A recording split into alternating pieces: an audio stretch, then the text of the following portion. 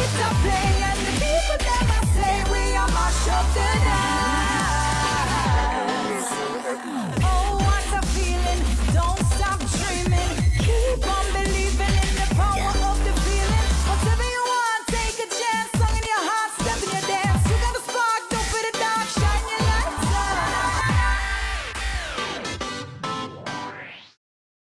Let's delve deep into the issues. We'll take you beneath the surface. Greetings and salutations. My name is Orville Higgins, and it's another edition of Fan Central. Talking to the people at the heart of the top sporting stories. Hear from your favorite sportsmen and women and the administrators who work tirelessly to make it all happen. It's live sports talk. I've written an entire article. Yes. Looking at all the major issues every Tuesday at 9 p.m. It's Fan Central.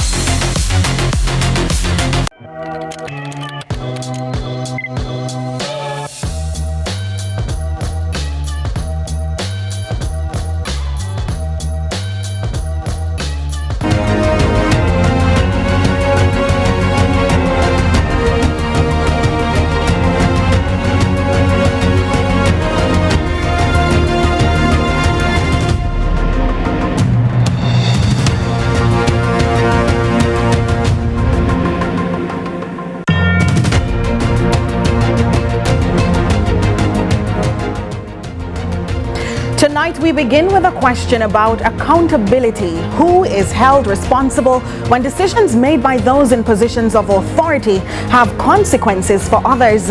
Whether in our schools or parliament or national institutions, accountability remains one of the most important tests of leadership first.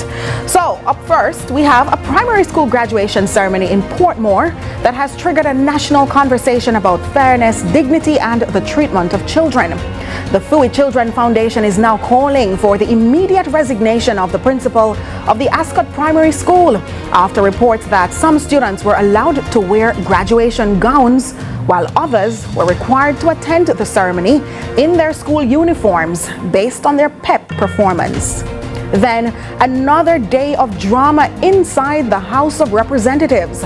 Opposition members expected the tabling of the Integrity Commission's latest annual report. When it did not appear, the chamber erupted. Desks were banged and questions continued to grow about why the report has still not been tabled. And later, a celebration of excellence. The Governor General's Achievement Awards have for more than 3 decades recognized Jamaicans who have overcome adversity to make extraordinary contributions to their communities and their country. One of this year's recipients is economist Janelle McEwen, a familiar voice here on CVM. Audiences have heard him through his insightful analysis of Jamaica's economy. So tonight he joins us to reflect on the honor and the responsibility that comes with it. I'm Nika Lewis, and this is Lead Story.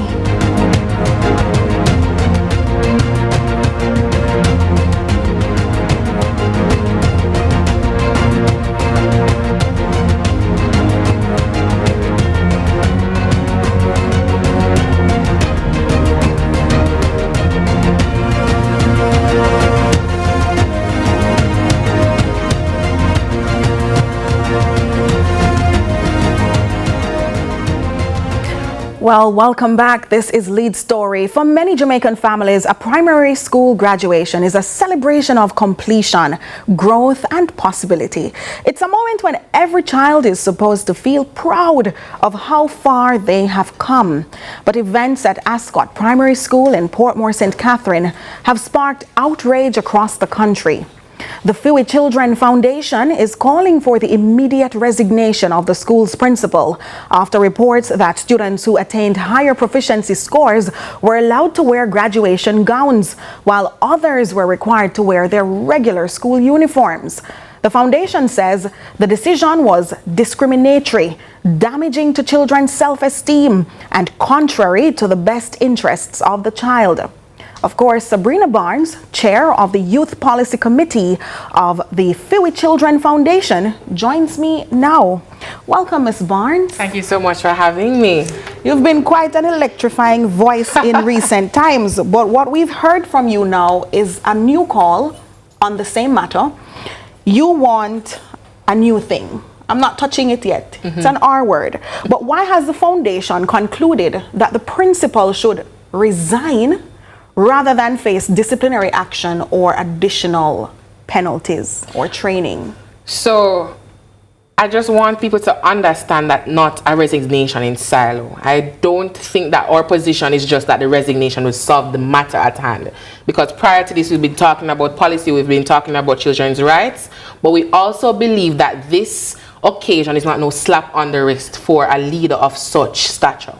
What we need to understand is when we put people in leadership spaces that impact children, we should hold them to account, and we think something as this will do so. Yes, we can talk about disciplinary actions, and yes, we can talk about further training. However, we need people to understand that when it comes to our children, our most vulnerable in society, that this matter is not trivial. What impact can publicly distinguishing children based on academic performance have on their emotional and psychological development? We understand that graduation is a monumentous occasion. It's a day that they will never forget, a memory that they will hold there. And for someone to make such a rash decision, it will not only impact them psychologically, but they will also undervalue the education system that were made for them to socially advance. We want children to understand when it comes to school, it's not only a place for them to be educated, it's a place where they belong. And a decision such as this, a school leaving ceremony, what is meant to say the last goodbyes to my teacher, to join my colleagues equally, even if we never had the equal grades. Right, I was going to say you didn't do as well. You didn't do as well, but you deserved similar privileges, and that is the matter here. We don't want, I understand academic recognition, I do. Awards already categorize students who have shown that academic prowess, who have done beyond the mark. We already have that sort of category that not all students will be within. However, for them to not even get a gown or a cap, the clad that is needed for graduation is more than just public humiliation. It's segregation, it's discrimination. And you're touching the constitutional principles now. Section 13(3)(g, yes, it's there for our children, and our children are right holders, and they too deserve to be noticed. And so those were breached, constitutional principles and rights. And even furthermore, the response to such also is quite alarming, because when a parent comes to you as a principal and say that they have a problem with this, when many other students have suffered this, and your remarks are dismissive, we also have to question your leadership. So the resignation is not just an extreme matter of the foundation. It's to understand that children's rights are paramount, and anything that conflicts with that, we have a problem with. So children ought to be seen and not heard is not one of the doctrines you subscribe to? Never. All right. So here we have that you have, the foundation referred to the constitutional principles earlier. You talked about equality and dignity, but how do you believe that those principles were breached specifically in this particular case? You mentioned a bit of it earlier, but if you want to go a little deeper. So we have video evidence that prove that children were not only not clad in the gown or the caps, but they were told to march behind their colleagues. That level of public shame, walking with their heads down. There was also a clip that I saw where they were singing a song that I did the best I can, and that's how you feel in this situation as a child behind your colleagues, just not feeling that sense of equality and dignity. It's a graduation, it's a celebratory moment. Everyone should be celebrated, and yes, during the proceedings, not everybody will get the same level of recognition, but everybody as a class, as a collective, should be celebrated equally. Sabrina, you reviewed communications between a parent and the principal, and this happened before the ceremony. What does the exchange tell you about the concerns and the way they were handled? I think you touched on it a little bit, but what else can you share? I will go further to say that I understand that we see an apology that was made publicly by the principal to say that he apologized for the outcome, or that the outcome was not expected. While I'll not share my personal views, if you are able to dismiss disgruntled parents who have made also a report to the Ministry of Education that was made prior to the graduation, I have a concern about that. Because it's not just you as the principal or a board of authorities that are the only stakeholders of this graduation. It's both the students who are participating and also the parents. For you to dismiss one of the main stakeholders is also alarming about your leadership, because then it was not within best interest of child or parents, and that is what graduation is about. So we're not merely calling on his resignation because he made a mistake. He made a mistake that he knew of and only apologized because of public scrutiny, and we have a problem with that. So the principal reportedly argued that the decision would encourage students to work harder. Graduation traditionally does that. The awards that we have for you to get. Why are you rejecting this reasoning? The top girl, the top boy, the awards that we have, the scholarships, we already have a merit-based system that encourages one to do their best. We already have prize givings that when students are participative in, they understand what motivation looks like. And I also want them to understand that when we have academic recognition that allows other students to feel excluded, then the objective we are trying to meet has lost.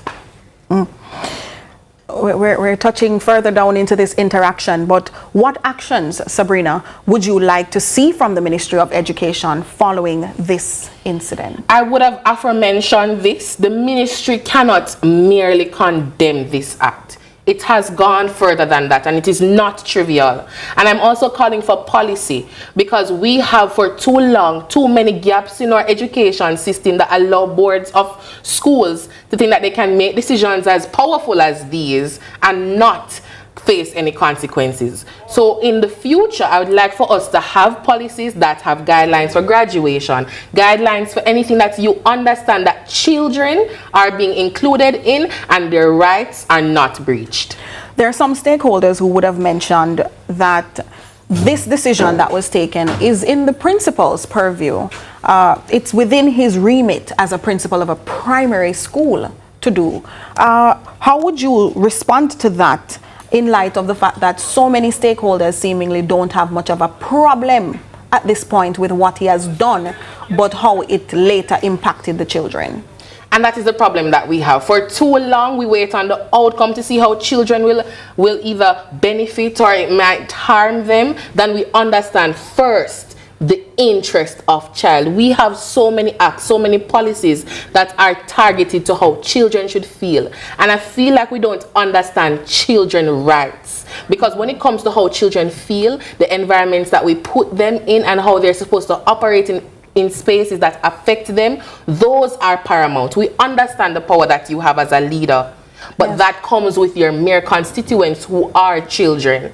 It's not just being a principal of a high school or a tertiary education. You're dealing with babies, yes, children who are 9 and 10, and things that we do from so early onset impact them later on in life. Does this incident in 30 seconds expose a larger issue about how success and achievement are recognized in Jamaica's education system? It does highlight. It highlights the good and it also highlights the bad. It shows that children also need to understand something more than academic achievement and recognition. Children should be celebrated and motivated respectfully within their rights, and they should also understand the things that affect them. And furthermore, we need our educators, our leaders, to ensure that when dealing with children, that we understand their rights and we don't make decisions that limit said rights. And even if there are limitations to rights, communication with all stakeholders, very important. And what's also very important is that we thank you very much, Sabrina Barnes, Chair of the Youth Policy Committee of the Fiwi Children Foundation. We thank you so much for joining us tonight. And when we come back, why was the Integrity Commission's latest annual report not tabled in Parliament? The issue that sparked a fiery confrontation in the House of Representatives this week. That's up next.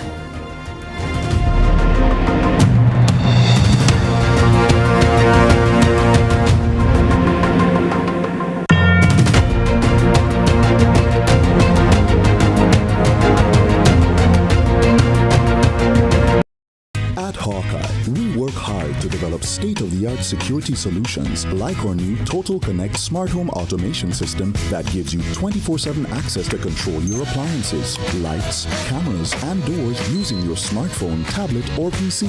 As the most trusted electronic security company in Jamaica, Hawkeye has the fastest response times to get to you when you need us most. Trust Hawkeye's Total Connect. Hawkeye, securing what matters most. Jamaica's unemployment rate has fallen to 3.3%, down from 13.2% in 2016. Our government's continued focus on job creation is delivering real results. We are building Jamaica. The time by the Office of the Prime Minister is... It's a golden jubilee. Celebrating 50. From foundation to rooftop high. 50 years as the cornerstone of the nation. Brick by brick, side by side, we've been building dreams all across Jamaica. Yeah. We're building communities, we're housing generations with trust and care. We light the way with LHD. Home starts here, building communities. We're housing generations with heart and hope. We lead the way with LHD. The key to your home. The key to your home. The key to your home.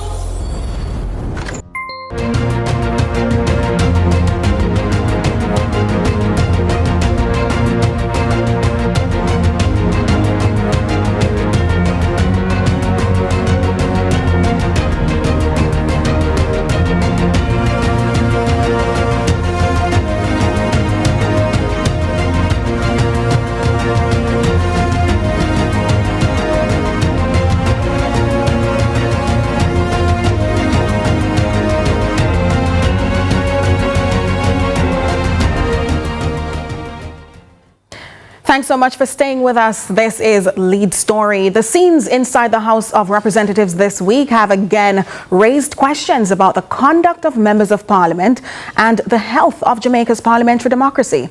Opposition members protested after the Integrity Commission's latest annual report was expected but did not make it to the table. Well, desks were banged and the Speaker refused to allow discussion of the matter during the staging of that proceeding. And so the exchange has since generated much debate about whether parliamentary rules were properly followed and whether the public is being given the transparency it deserves. But beyond the immediate political dispute is the incident that has reopened a broader conversation about decorum, accountability, and the role of Parliament in a modern democracy. Well, we have joining us the Leader of Government Business, Mr. Floyd Green, and Senator Cleveland Tomlinson, Deputy Spokesman on Productivity, Efficiency and Competitiveness in the opposition PNP. They're joining us now online. Welcome, gentlemen. Thank you for the invitation. Happy to be here. Thank you for having me. Thank you so much, Minister Green and Senator Tomlinson. Well, I'll begin with Minister Green as Leader of Government Business in the lower house. At what point does robust parliamentary advocacy become conduct that undermines the dignity of the House? All right, so I'll get to that, but I definitely have to start with a reframing of the matter, because the impression has been given that the challenges that occurred in Parliament and the dispute and the back and forth on Tuesday had something to do with the Integrity Commission's report, when that was not the case. The issue arose because the Leader of Opposition Business wanted to intervene at a point on the agenda that is intervention can only be allowed with the permission of the Speaker. At that point, he did not indicate what he wanted to intervene about. He did not say anything to do with the Integrity Commission. The Speaker asked him to approach the bench so she could apprise herself of why he wanted to intervene at this particular time, He refused to do so. It was indicated that if he wants to intervene, the appropriate time is public business, because during this time of the agenda, interventions are not taken or are taken at the discretion of the Speaker, who had said no. It is after the Speaker indicated that she would not take the intervention now that the members of the opposition started to bang their desks and started to show that they should be heard. So the question is, when does it move from a robust democracy to a lack of decorum? That is a great example. We have to disagree in a respectful manner. And we have to ensure that even in disagreement that we are following the rules of the House. The rules of the House clearly say that on matters that are not provided for, the Speaker is the authority. So if the Speaker gives a ruling, for example, if you stand to say, I want to make an intervention or an announcement, and the Speaker says, no, you cannot intervene on an announcement, that's the end of the argument.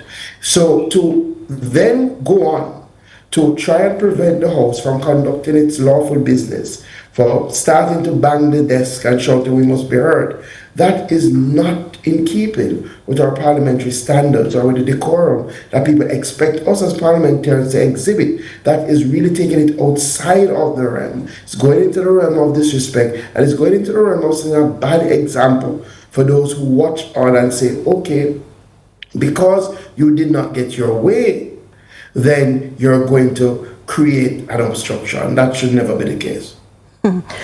Senator Tomlinson, I want to invite you into the conversation because you heard from the leader of government business. And so what was your your understanding of what the PNP was doing in the nation's parliament at that time? And does it not come off as political theater after so many of these recurring incidents? How would you respond? Yes, Anika, the government side of the House has been propagating a narrative that the opposition is deliberately being obstructive in the conduct of parliamentary business, and nothing could be further from the truth. What we have detected on the part of the Speaker of the House is a deliberate attempt to silence the opposition. And even from my observation of the House, I watch Parliament almost every Tuesday when it's being held. The Speaker of the House has managed the proceedings of the Parliament with a very clear partisan vulgarity. And notwithstanding the standing orders providing her with a degree of latitude to make pronouncements on matters that are not accounted for in the standing orders, we believe that a Speaker's role requires her or him to operate with a degree of impartiality and fairness, and I don't think that we see that coming from the Speaker of the House. In fact, one of the major challenges arose yesterday, how I understand it, was with respect to the Integrity Commission report. I understand that our leader of opposition business rose on a procedural matter indicating that he wants to query why the Integrity Commission's report was not included in the order paper that will be tabled in the Parliament on that day. And coming out of a dispute arising from that issue, then the opposition felt that it was necessary to demonstrate that they too, notwithstanding being on the opposition side, should be treated with a degree of fairness. There's also another issue that arose with respect to the call for a division on a particular motion.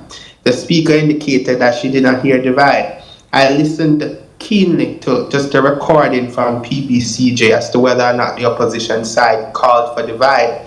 The opposition called for divide 2 times. I heard it clearly. You know, I find myself in a difficult position to appreciate that the Speaker would not have heard a call for divide on that particular motion. And when I observed it, I said, notwithstanding her having not heard the call for divide, would it have been challenging to extend an understanding or appreciation to the opposition for a divide to have taken place? So it is things like these, Nika, that give the impression to the general public that there's an attempt on the part of the Speaker to silence the opposition. You know, what corroborates my view as well is the Speaker's own remarks in an interview she did some time ago when she said, to the interviewer that she's learning to be fair. I don't know how one can operate in that position as speaker and you're learning to be fair. If you can't be impartial, then you should step aside and allow someone who can exercise a degree of impartiality to occupy the chair. Well, let me allow Minister Green to respond to that. I tried not to cut Sir Thompson, despite Tomlinson, despite the inaccuracies. But it's very, very hard. So I will start. It's disingenuous for one to listen to the interview of the speaker and then say that the speaker was saying she's learning to be fair. I am absolutely amazed that somebody of Cleveland stature would take that position. The person asks, what more? What else? How are you bettering oneself? And the speaker gave commentary which indicated areas in which she continues to make progress. And all of us do that. It doesn't indicate that she was not fair. In fact, I don't think anybody can say that this speaker, they can say it, but I don't think they can factually prove it. This speaker, in the same matter that we're speaking of, Nika, this speaker, when we reach the public business, Member Paulwell was given an opportunity to raise his point. All the speaker was saying is that you can't raise it now. And what the PMP does a lot is try to convolute issues. Member Paulwell did not get up and say, I want to speak about the Integrity Commission. He got up and would not say why he wanted to speak. So it was not that there was an attempt to block any conversation about the Integrity Commission. What the opposition does, when they can't get their way, when the rules are followed, they use terms like vulgar bias, no such thing. They use terms like the speaker is not being fair, no such thing. And you ask them to prove it and they can't. When we had the issue in relation to the divide, which Senator Tomlinson was not in the House, I sat there. Yes. The matter was at the end. The speaker moved the motion, the matter was passed. I heard members of the opposition saying, so we should have called for one divide. Call for one divide. This is when the matter is done. The speaker, what did the speaker say? You know what the speaker said? As the Senator Tomlinson cracking up. The speaker said, all right, let us get the Hansard. Yes, I remember the recall of the Hansard. But guess what? By the time the Hansard came, the opposition had moved on. They never wanted that anymore because their sole intervention on these matters has been, unfortunately, as Senator Tomlinson rightly said, to obstruct.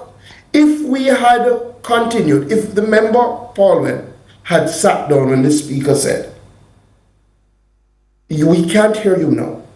When it came to public business, we would have had no banging, we would have had no shouting, no let us be heard. When it came to public business, he would have been invited to make his point, which he did. So you're saying it was about the timing of the move when the opposition, the leader of opposition business stood.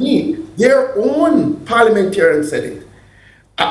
Member Buchanan, to his credit, said it appears that some people are just here for the performance.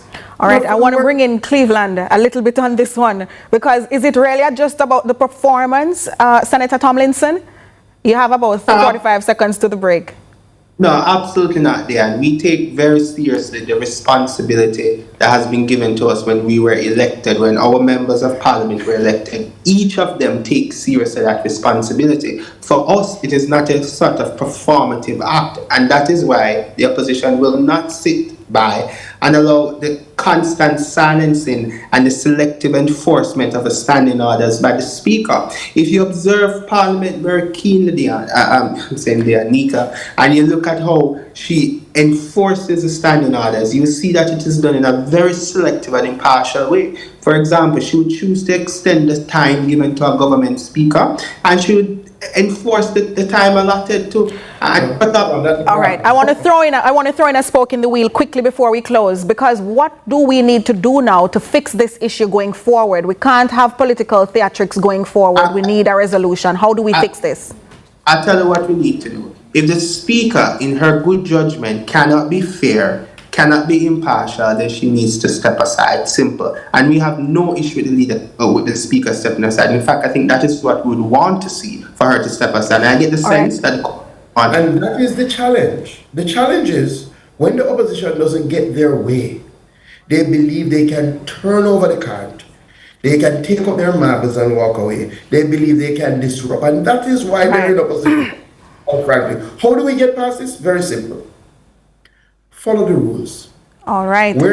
We have to follow the rules here at CVM too. So this is another conversation. Leader of Government Business, Floyd Green, and Senator Cleveland Tomlinson, Deputy Spokesman on Productivity Efficiency, Competitiveness in the PNP. When we return, we continue the conversation with Lloyd B. Smith on the events that unfolded inside the House of Representatives this week. We take a break. Stay with us.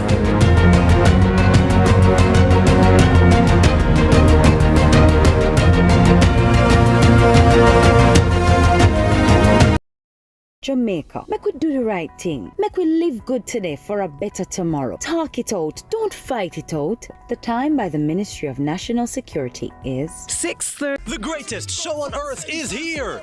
And Fan Central goes into extra time for 39 days right throughout FIFA's Showpiece tournament. With a Pepsi in hand, of course. Catch the playbook with a tactical breakdown from our expert coaches. Come sit in our fan corner where you have your say on the day's action. Fame or shame? Who were the best or worst players of the day?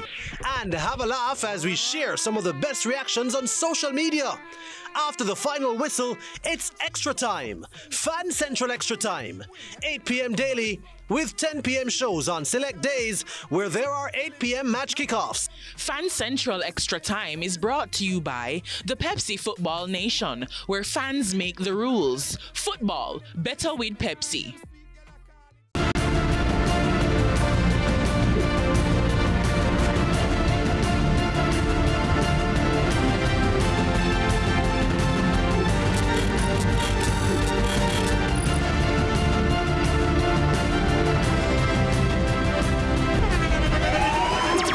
The internationally acclaimed On Stage with Winford Williams. At a new time, Saturdays at 8 p.m. on CVM TV. So much more than entertainment.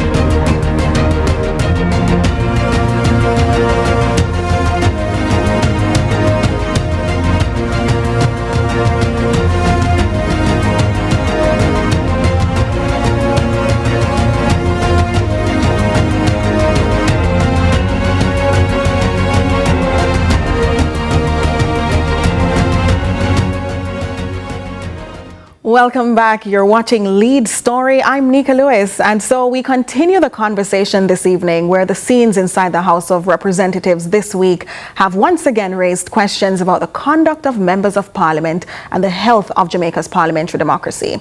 Opposition members, they protested after the Integrity Commission's latest annual report was not tabled as expected. Well, that's what we also heard earlier from Senator Cleveland Tomlinson. And what we also know was that at that time, they began banging the desks when the document was not tabled, and the leader of opposition business stood to address the House but was not given an opportunity because, as you heard earlier in the previous segment, leader of government business in the lower house, Floyd Green, expressing that it was just not proper procedural timing for that intervention. And so the Speaker refused to allow that discussion regarding the matter during that stage of the proceedings, and the exchange has since generated debate about whether parliamentary rules were properly followed and whether the public is being given the transparency it deserves.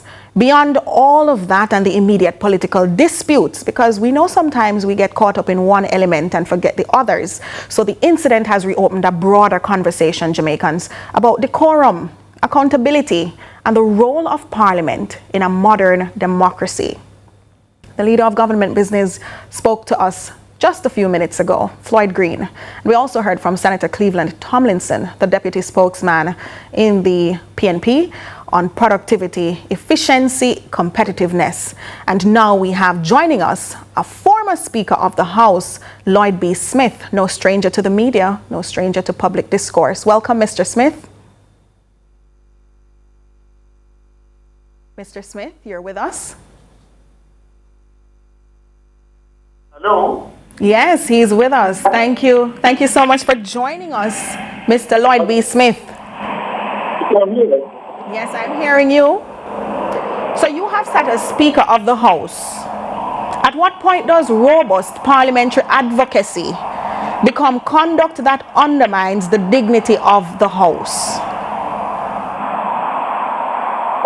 Once the standing orders are reached, which seems to be par for the court, then the Parliament is going to descend into chaos.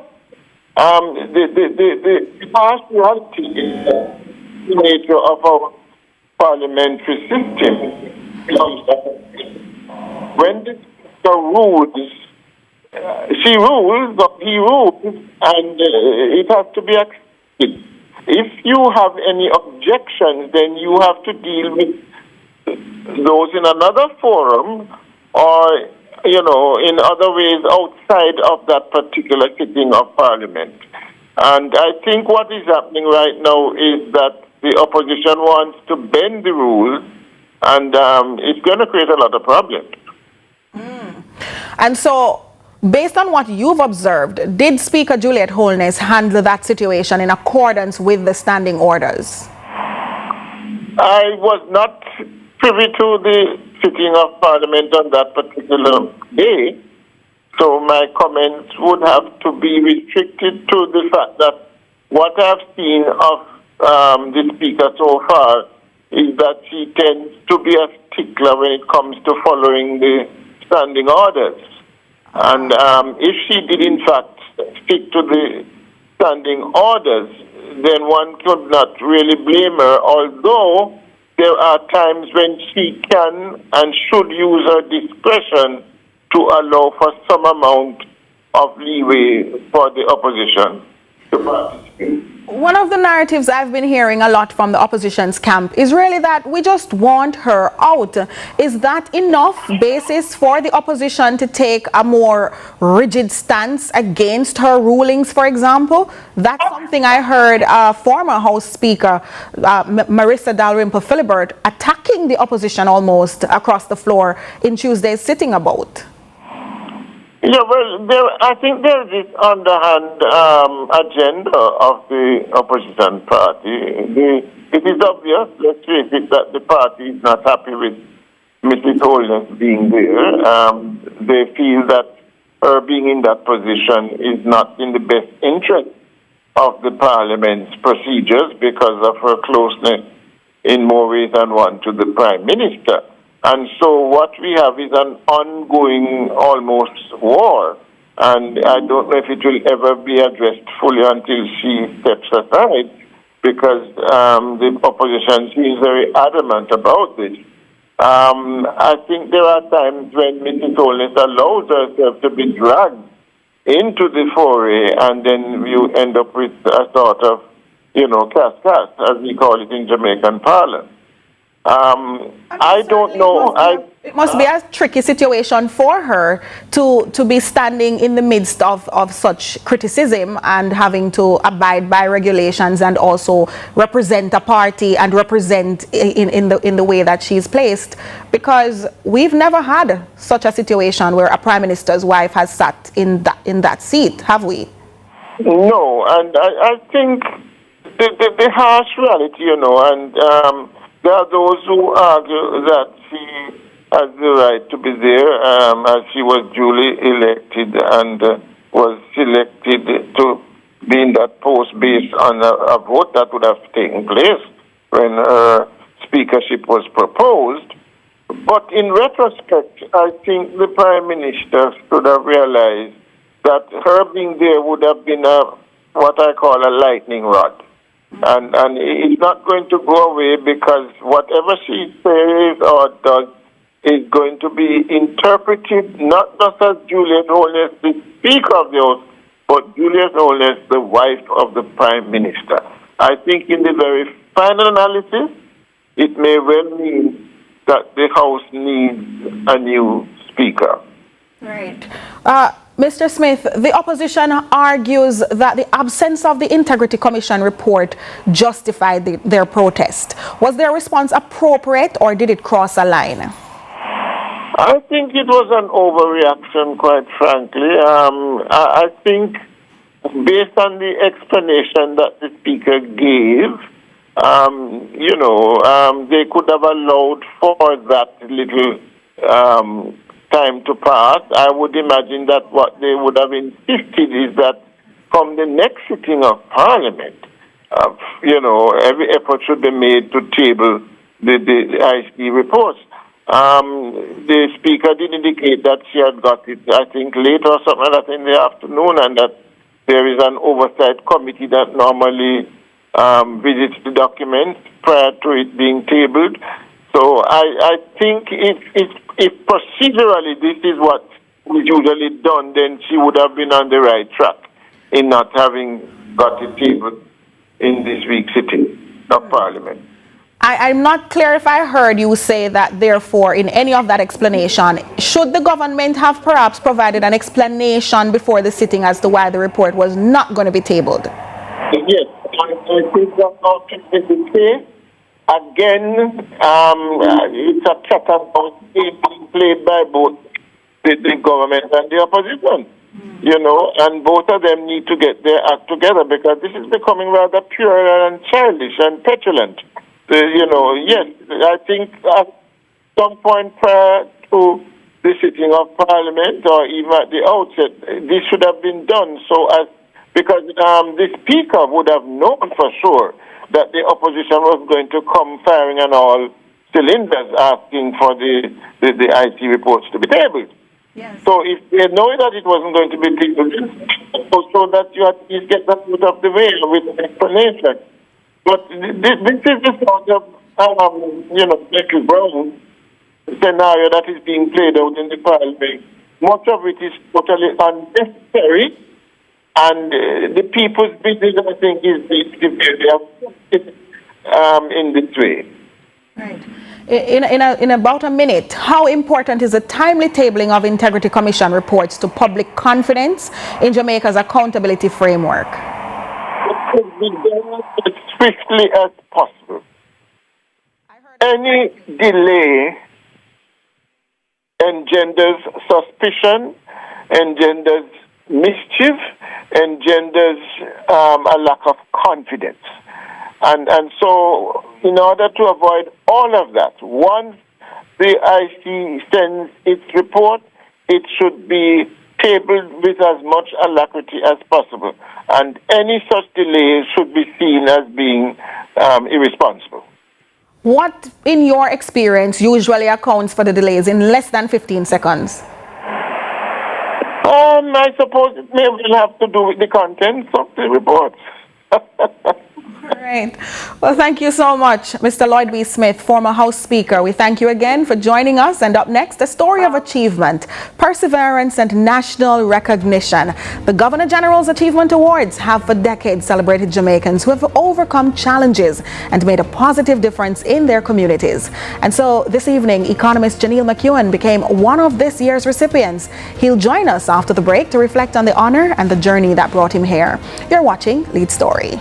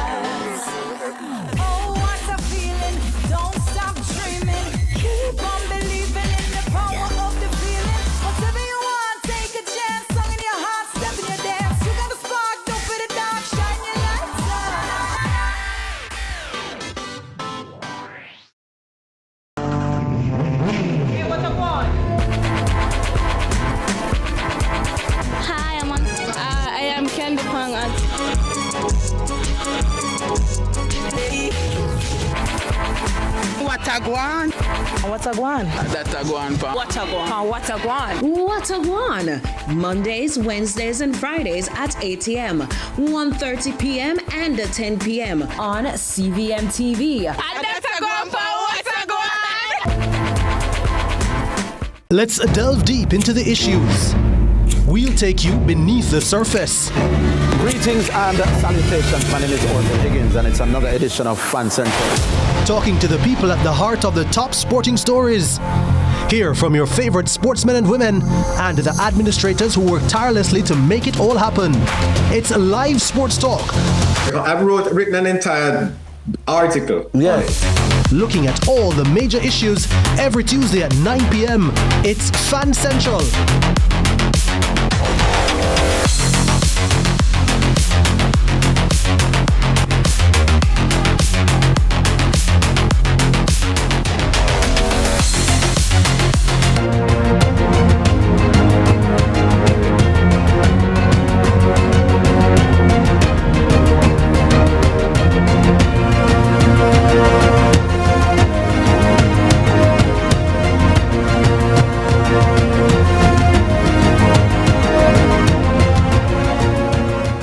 Thanks so much for staying with us. Well, for 35 years, 3 and 5, the Governor General's Achievement Awards have recognized Jamaicans who have overcome challenges, demonstrated excellence, and made a positive impact in their communities. The awards celebrate individuals who remind us that success is not defined by where we start, but by the determination, discipline, and service we bring to others along the way. Today's ceremony added another name to that distinguished list. Economist Janelle McEwen, who has frequently joined us here on CVM TV to help Jamaicans understand the complex forces shaping our economy, was among this year's honorees, and he joins us now in studio. First of all, Mr. McEwen, felicitaciones, congratulations, all the other languages that they use to say. Big up yourself. Thank you very much. Thank you very much. My goodness. What was going through your mind when you walked across the stage and you learned, even at the first time, when you learned you would have been receiving this award? It was nerve-wracking. I actually started crying. I called my brother firstly, and I started to cry, and he started to cry. You know, it is something that means a lot to me and to the family, because you know, I was the first in the immediate family to would have graduated university, and I believe that I took on the responsibility to keep on shedding the light or shining the light on the McEwen's family. And it just brought tears of joy, and I called my mom and she started to cry also. And I called friends and families and they were excited just the same. Because it's one thing I know about Jamaican families, you know, when it's something big and exciting, we're all in on it. Yes. So I can imagine your mom would have said some things that really showed her proud, this just enormous feeling of overwhelm that she would have felt, this overwhelming feeling where she might have said, you know, it was worth it. Yes, most definitely, and she would have understood clearly the struggles that we faced growing up as a family, because it was 7 of us, and I to this day I don't know how they made it work, but they did, along with my dad. It's unfortunate that he's not here today to even experience an award like this, which is really sad. Show Jamaicans your award while you talk about it a little bit. It seems to be very heavy. I tried lifting it. Yes, I couldn't. it is very heavy. This is the plaque, and we got a citation also. It's in this. You can pull it out. You can pull it out. Okay. Yes. So this is the citation. This is the award. And it says the Governor General's Achievement Awards, Award of Excellence for the Parish of St. James, 25 to 35 age group category, Janelle McEwen. Yes. In recognition of significant achievement and leadership. There you have it. Something to strive for, Jamaicans. And then this is the lovely citation. You want to hold it and show it? You can go ahead. I'm not able to read all that's on it just yet, but I shall read it shortly, brevemente. And so, Mr. McEwen, many Jamaicans know you as an economist. Right. But how has your personal story influenced your professional work? Well, I know what it feels like not to have, and I would have been on the receiving end of an helping hand on many different occasions. Even in Montego Bay, the Mobile City Run Scholarship, I would have received it twice. So it's easy for me to give back because I know what it feels like to receive. Yes. And separate and apart from economics and my professional journey, I made it a point of duty to give back to the University of the West Indies. I would have piloted a program called the iPass Initiative while at UWI, which is still active to date, where we create a program to help students with whenever their exams are coming up. Yes. We create a timetable and offer sessions to help, and I still do it even today with my busy schedule. So just giving back is a part of who you are now. Right, and even so much so in Montego Bay, my community was a community which was plagued by a lot of different criminal activities that I was living. Sharing which community this is? Well, in Bogue Village, oftentimes you heard the argument around scamming, etc. Yes. And what I did, I ensured that youth were there and wanted a better opportunity to not have to divert or turn to that. I helped them to fix their resume, keep sessions, even at my home. I open it to students on Sundays to teach from grade 3 upwards to university. So that's the kind of work we're doing. As I say, it is a pleasure for me to do this because this is how I get my level of self-actualization. And it's very commendable, mind you. So you spend a great deal of time explaining economic issues to the public right here too. And why is economic literacy so important at this moment in Jamaica's development? Economics is in everything that we do, and we have been hearing a lot about our economy as of late. We understood that we were doing really well on a fiscal standpoint, and Hurricane Melissa would have pushed us back. So where our government spending goes to, what's happening in our schools. We recently saw a report from CAPRI saying that, where the money is going, so much is going to staff and it's not reaching the kids. So economics has to do with everything as it relates to buying, selling, inflation, all that is happening around you. It impacts all of us. So it always gives me joy to be able to take these complex issues and break it down into digestible pieces so the regular person can understand. And that is what I do on my platform on X, which many persons know me from that. From that. Right. Okay. Well, I'm seeing here that much of what you've done is not just about you. It took a team of people, family members, mentor, people who donated to you, all of those things. How did they feel about this recognition? You mentioned your mom, but how did just so many of the people who helped you felt when they heard and saw some people cry. A lot of persons cried, and I understand. There's one particular person I want to make mention of Dr. Rodine Sylvester. She has played an integral role in my life, my development, and especially in a part of my life that I was struggling significantly. She was there for me through thick and thin. Yes. And I have to say thank you to her right now. I have to say thank you to my mother, Miss Min Min. She has helped me a lot also, and many other persons, friends and family would have supported me.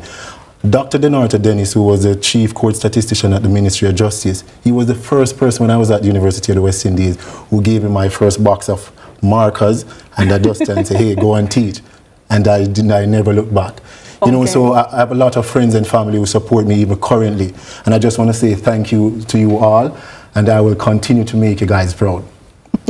Talk a bit about the thin. You spoke about thick and thin and the support system you had. Talk a little more about the thin, because some Jamaicans may be looking on and thinking, this man looks like he had it made. You mentioned a little about it, but what were some of the pressing issues that really dogged your childhood or your development? So what I want to say is I'm from St. Catherine. I got this award in St. James. St. James. Right. Yeah. So I left St. Catherine to seek opportunity. I went to the Western campus, and a lot of what happened, not even my mother knew of. Right. And when I explained certain things to her to tell her that there were times when I didn't have anywhere to stay, I don't have one family member in Montego Bay. And I left my family to seek a better opportunity. And it's a kind of a bittersweet moment because I'm glad that I would have achieved the degree. But some of the stuff that I went through, though it has molded me into who I am today and it would have built my character, when I look back sometime I can't help but cry because a lot of it, there were times when I was on campus and I was just there in person, didn't know that I didn't have anywhere to stay, but I was just on campus. And there was this man called Mr. Davis who was a part of the Office of Student Services and Development. And he noticed that I was just always frequent on campus. And he asked me, why are you always here? And he took a stance that changed my life. He said, go and stay in a room on the dorm. At the time, I don't have any money. Don't know how it was going to be paid, but he said, don't anybody come to you, send them to me. And that is one of the biggest reasons why I was able to stay in Montego Bay and able to finish the degree. So Mr. Winston Valentine Davis, he played a significant role in my upbringing in Montego Bay and helping to mold me into the person that I am and who I became during my stay. In less than 15 seconds, give a positive word to Jamaicans who may be wanting something just to push them a little further to success. What I will say now is that the journey of 1,000 miles begins with a single step, you know, and your season is coming. And though you may feel pressured, though you may feel tired, just keep pushing with faith and resilience because it will pay off at the end of the day. And I'm a living testimony. The mantra I go by is delayed but not denied. You know, we will have a lot of moments when we'll feel like we take a couple steps back, but we have to just stay steadfast and keep pushing because your season will come. Last question. What's next for you? Well, I will continue to do economic research. I have a research coming really soon that I have done on inflation with